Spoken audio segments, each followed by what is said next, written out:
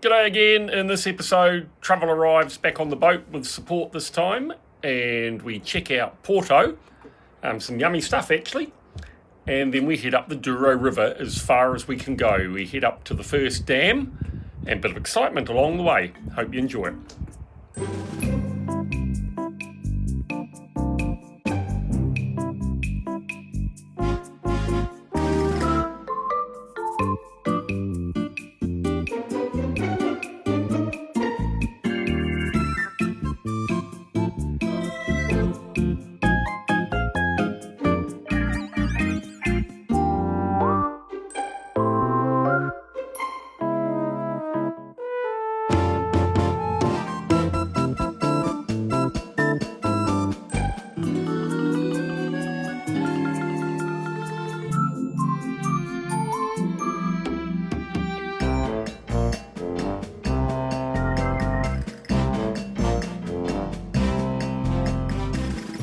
Hello everyone, I'm back on the boat. This is my friend Cass. Hello. We are filling up the little tender with fuel.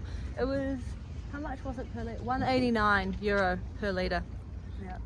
The one down this one over here was €1 Yeah. per litre, and it's for the boat companies, but not for the tourists. They obviously extract all the money from. And now Dad's going to pay, and then we're going to get coffee and breakfast. Yeah. Hungry. Hungry.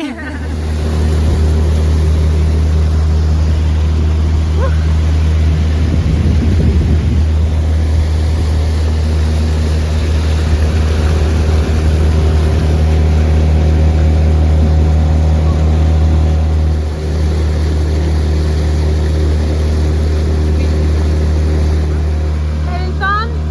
Yeah, always. We got lost, didn't we? We did. We went round in a full circle in the fog. Didn't even know it. Came back to the marina and there it was again. Needed more gas.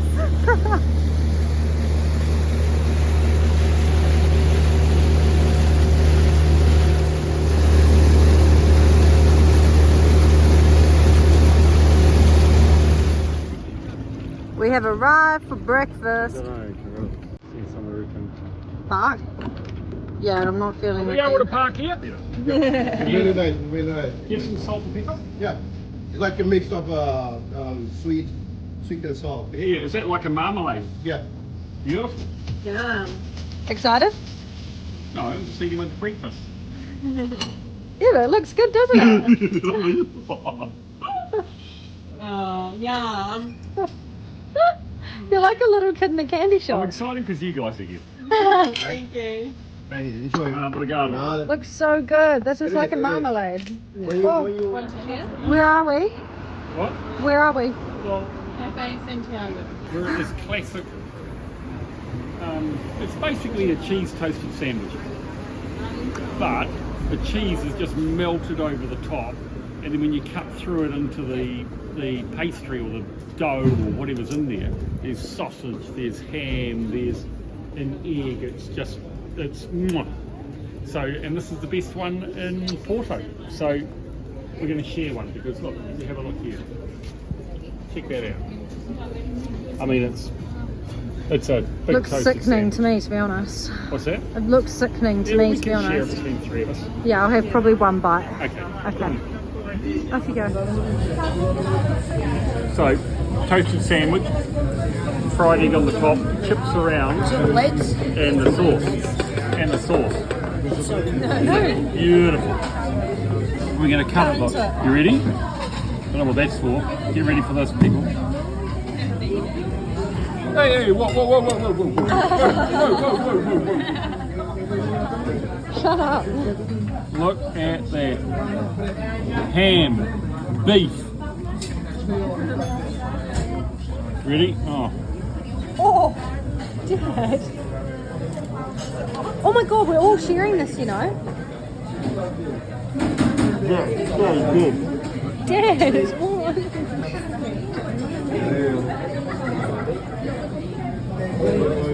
That was grim. Yum.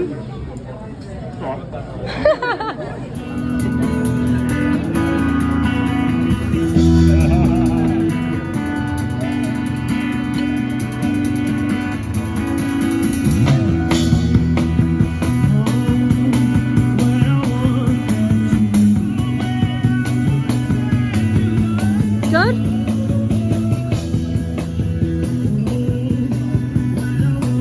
Woo.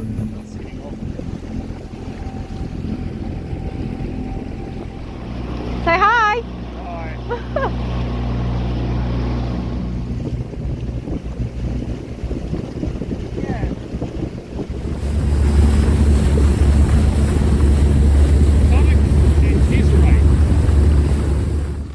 Hi Renee, Hello. what's happening?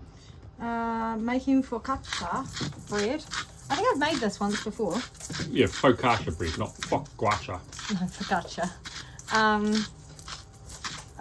Yeah, I think I've made this once before. I don't know if it went in the YouTube video, but it didn't work out too well last time on the boat because I didn't give myself enough time. No, you didn't show the making of it, we just showed the end product. There you go. So what, hang on, look, this is my, oh, we've got that beeping again, eh? Yeah. So what, Surprised the tinnitus heard that. what's in there, what's that? Right, so that's 8 grams of instant dry yeast and about 100, 5 grams of salt. so about 50 turns. Yeah, I've just sort of, to be fair, I don't think you can oversalt it. Like it will be very obvious that you've oversalted it, but you just will add less salt once it's baked. Okay. If you think it's too So salty. what's it like being on the boat with Natty? I forgot how painful you are as an individual. Okay, all right, let's move back to the cooking.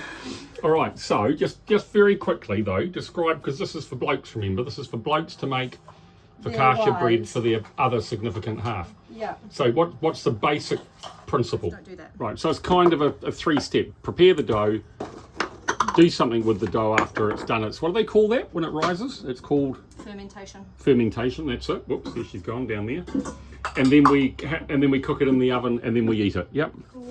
So that's 4 cups of flour, just going in here. Just nothing technical there, eh? What you're doing now? Whoops. Nothing technical there. Nothing technical at all. I'm gonna More add some more salt. Does it matter if the salt doesn't all go in at once, or? No.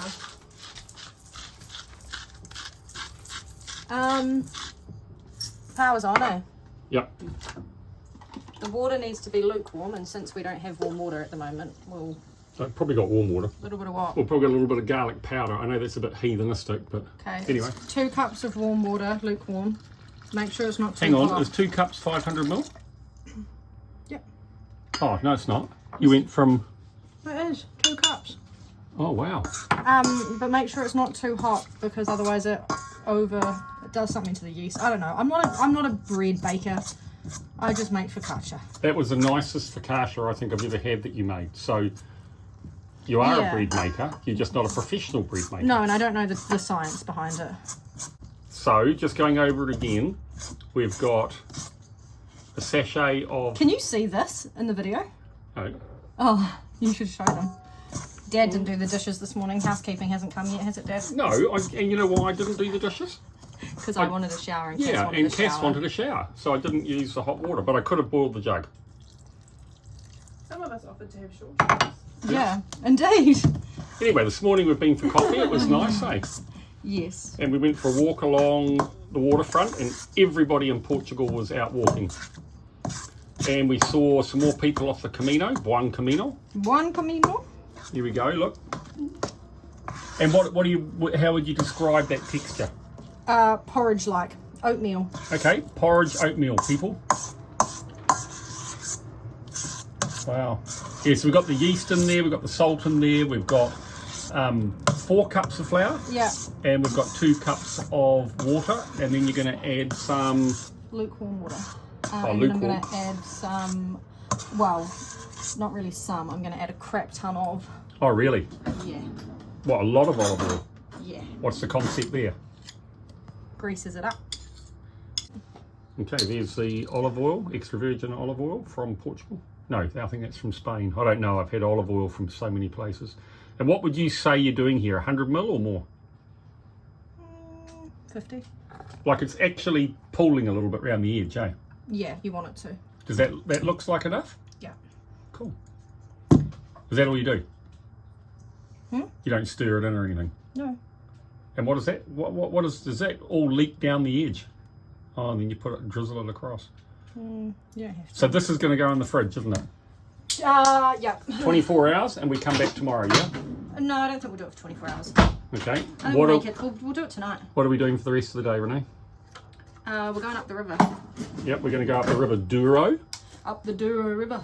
and we're going to go as far as the first dam, because that's as far as we can go, which is a shame. But yeah, so we'll pop up there, and look, it's a gorgeous day for it. Absolutely beautiful. So we went for coffee this morning in our walk. Here's our friends from Norway. They're heading off to Madeira, just waiting on a crew member. And here's the marina over here. Lovely people that bought my fender back after I lost it. So today we're going to go up to a pier at just below the, a bit below the first dam actually, through Porto. We'll get some footage of that, and we can dock there for the night as long as we stay on the boat. You can't get off the boat. And then tomorrow we're going to go to Val de Conde, which is a very, very special place for me. I'll describe that as we do it. Anyway, we're gonna, oh, and there's today's dinner, pork loin.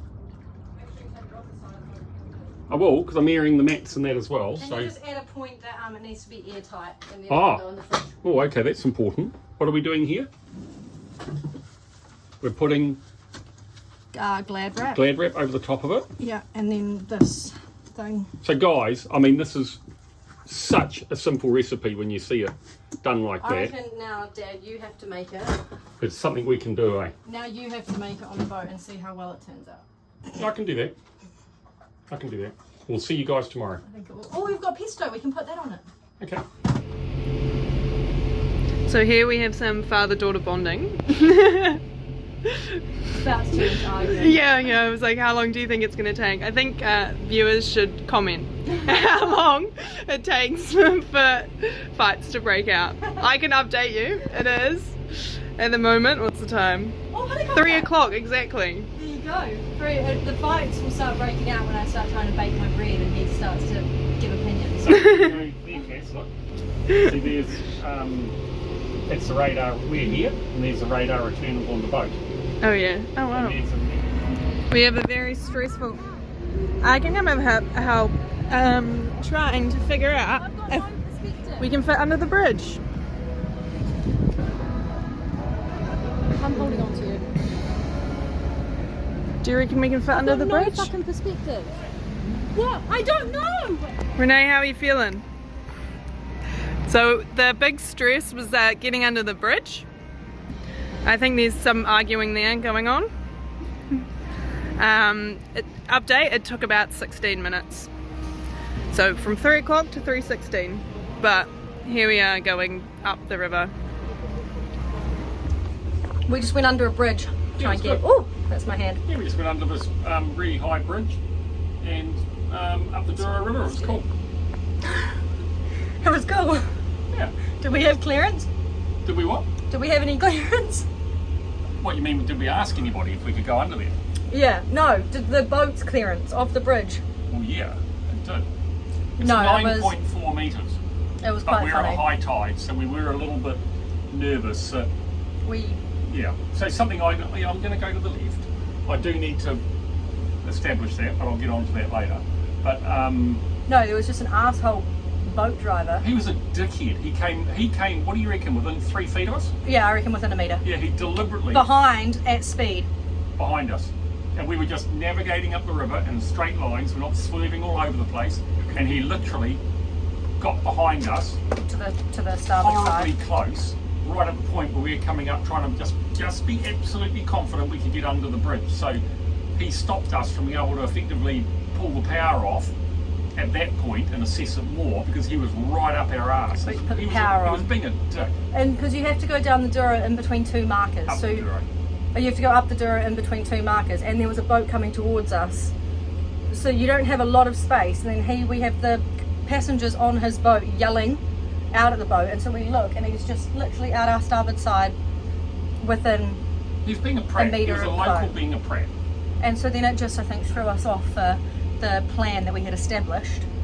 to come up to the bridge and check that we had enough height to go under it. And which we had plenty. Renee doesn't tend to deal with stress very well. She just starts yelling. So No, I think you do tend to deal with stress, but you felt very uncertain in the end, and I think he tipped the bat. He knocked us over the edge of, you know, like it made you start questioning yourself when locals do that to you. Anyway, we're through now, and we're going to now go and have some more fun trying to get onto a dock with the current coming downstream. brilliant. Let's show you. Oh.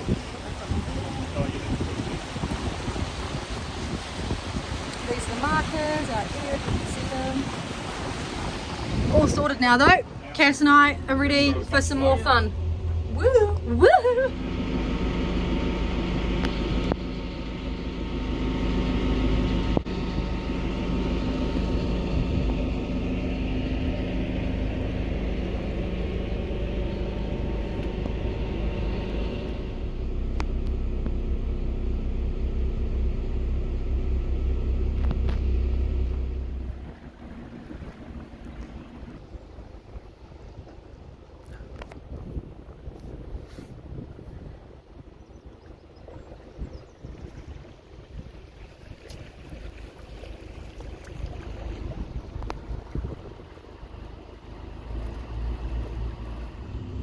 Pretty neat going up the Douro River. You can see on there we're in follow route. Oh, there it is, top left of the screen. Follow route, that's the red bit because we're below 10 metres of depth all the way, so it's not very happy. And you can see there how far we're going to go up. So only another 3 and a bit miles up there. And then up here there is a public quay. So our hope is to dock at that quay there and then go and find a coffee somewhere.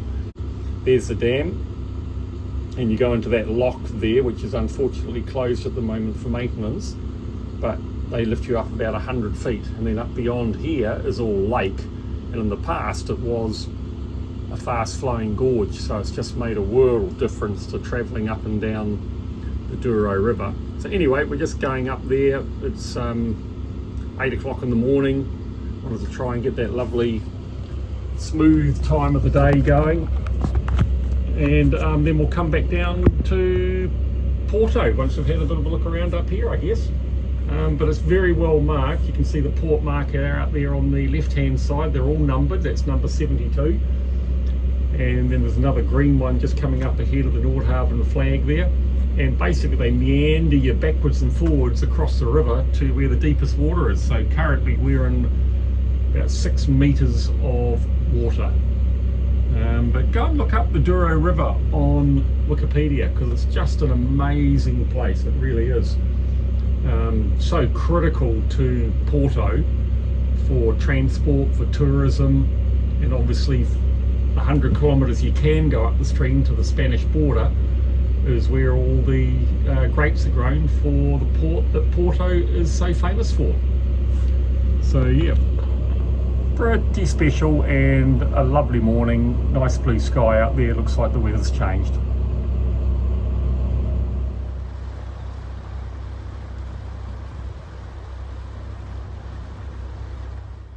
That yellow arrow signifies the Camino, and they're all through Portugal, but only on the Camino. So I have walked on this street before. But you don't remember it? I don't remember the street, no, but I've been here. I have, With Mum? I have walked down here. One Camino. One Camino. Yeah. With Mum? 2015. So, I mean, just think about that. By pure chance, we've come up here, which means I cross the Douro at that dam, because that's heading north to Val de Conde, where I'm going next with the boat. It's a beautiful little river, upriver marina that I'm going to, and Mum and I would have walked down here on the Camino in 2000 and I think it was 16. 17. 17. I mean, that's just it's amazing. I've been here. I'm a local. I'm a local. It's just amazing. Oh, there's another arrow. Oh no, you're walking the Camino. No way. Get up. Thank you, Cass, for taking us down here. And like that. Just show people that, Renee. That's where people stored their corn and things like that through the winter, and to keep it off the ground and away from snakes and that. Snakes? Snakes. There's snakes in Europe. Not sure how I feel about that. See the arrow? You can see how big the Camino is, eh? You know, like it's, you know, these are kept up. And that's why, look at this, we've got the arrow, because otherwise you'd end up going through there, potentially. There's the other arrow, spot the arrow. Right, do we want to go under the bridge? Yeah, Oh, vehicle incoming. Classic Mark, just walks. so yeah. Ah.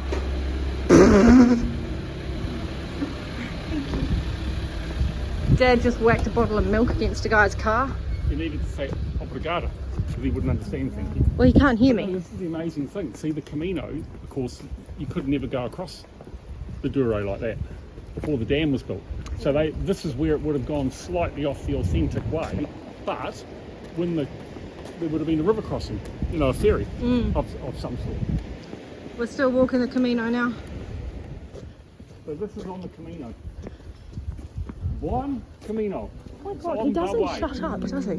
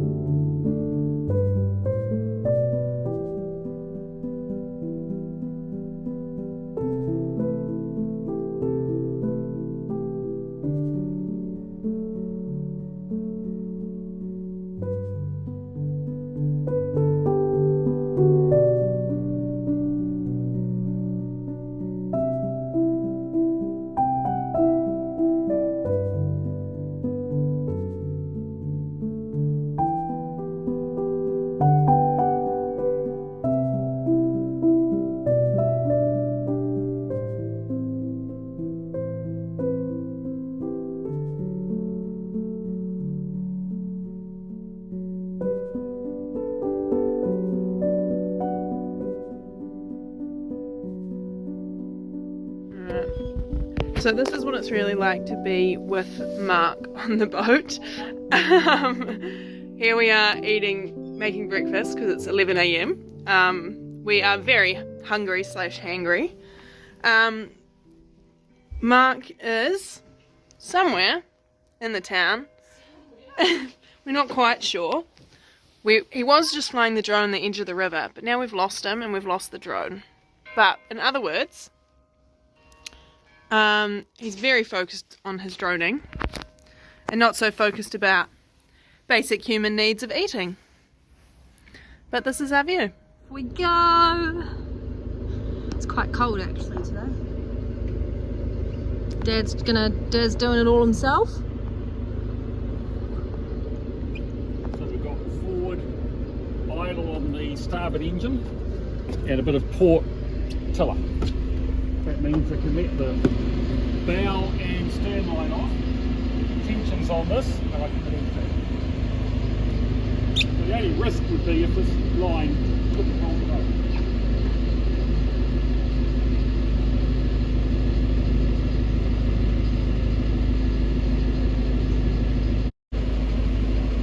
Seems to be holding. What?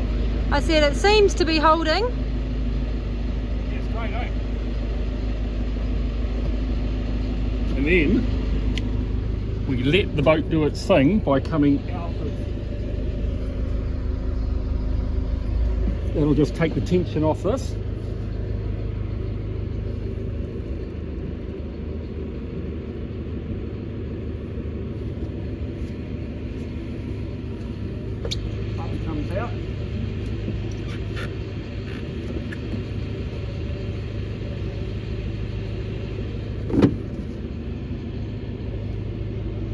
we're looking pretty good. There we go. Slowly drifting.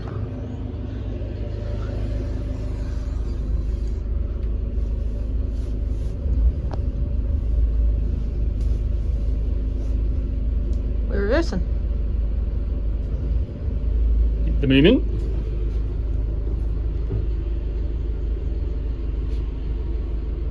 Just want to get the tail clear of the pier. Right, let's check.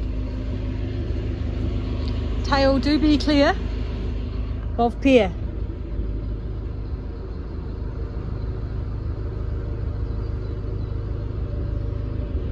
Start rotating.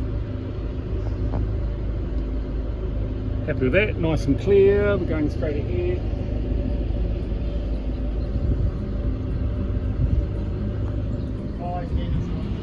Goodbye, cute little town. 5 meters of depth. Yeah. And we're going to go through the markers. So it's looking really good, eh? Just where it was needed, gleamed in black as night, cloistered in injustice, dead in the eye of time. Nobody is losing, faces merchant change, but your face remains the same. Swallows will be here by dawn. When we're finally sober, they'll be gone. The trees will bloom and ice will melt. We'll always remember how it felt.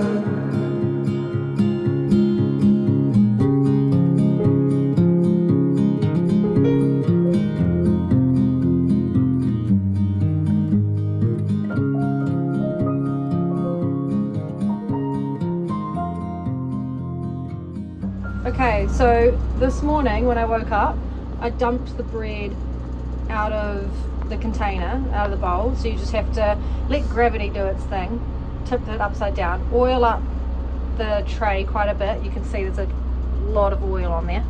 And then I have let it sit for about 2 hours, and you can start to see these bubbles. Whoop, there's my finger. All these bubbles forming.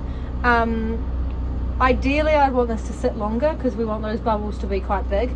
But Cass and I have to head to the airport in a couple hours, and I want to get it baked. So what I'm going to do now is dimple it, and then I'm waiting for the oven to preheat to 220 degrees Fahrenheit. 220 degrees Celsius. And then I'm going to dimple it, throw some salt over the top. Was going to do some pesto, but don't have any. And you can put rosemary over it, some garlic if you want to, but we're doing it quite basic. So I'll get Cass to film while I dimple this so you can see what happens. Get your fingies oiled up, and then you just go. Oh, that went all the way through. Oh well. Normally I'd do this on a small tray too, but we're on a boat. You just kind of got to go with what you've got. But it will prove that it really is a forgiving bread and it works. Right. Now it's going in for 25 minutes. So when that says 32.5, and then we'll take it out, let it cool a little bit, cut it up, eat it. Delicious. Yum.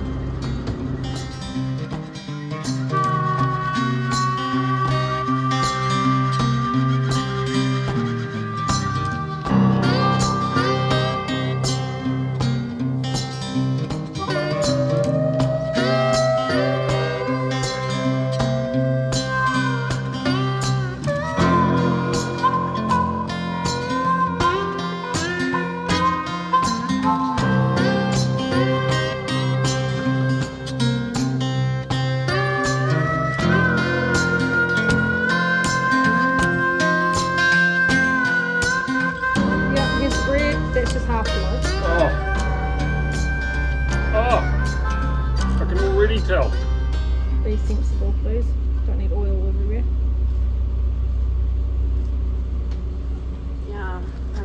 No. Kiss? Yeah, it was beautiful. I want your thoughts.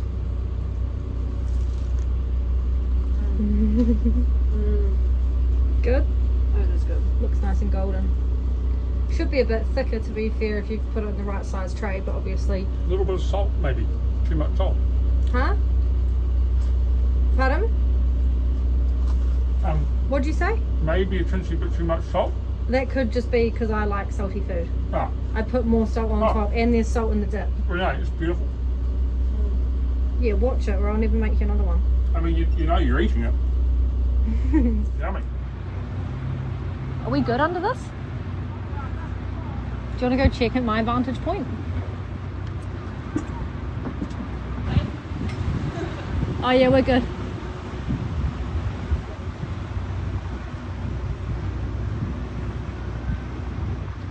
Pretty bloody close. Yeah. I reckon that was closer than yesterday.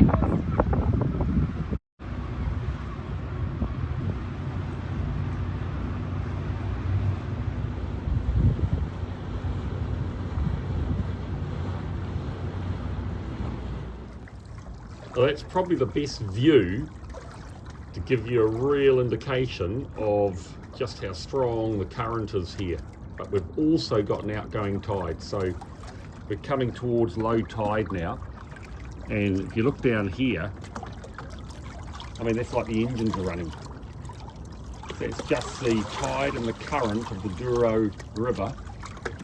See it past the tender there as well, heading out. I mean, that really shows it up, and there's a lot to learn about manoeuvring in a river. I found that yesterday going up the Douro River. You've only got to move the bow slightly out of the current, and man, it wants to pick it up and turn you to port or to starboard, whichever way it's going. You've got to be so careful. Yeah, and anchoring. You know, I'll go back over here. I anchored over there beyond the yacht on our starboard side there, and you can see it's a bit like an eddy over there, and that's where I ended up on the dry slightly. So when we came down, I'd noticed that the yachts that were coming in were parking more out into the current, and I tended to avoid that. Because I thought, oh, you know, it's going to be more effect from the swells coming in from the river mouth, and more effect from the tide, so it'd be nice over there in the eddy. But no, these guys are actually clever, because you just sit absolutely into the current. So you get a lovely stable anchoring, you know, at night when you're trying to sleep, when you're trying to cook and things like that. You just sit straight into the current. You've got to make sure, obviously, that your anchor is very, very well held, and that you're not dragging it all, because it's quite a load on the boat. But it's a good test of your anchoring. And what's really nice is when you drop the anchor on the bottom, you just keep 0 ground speed.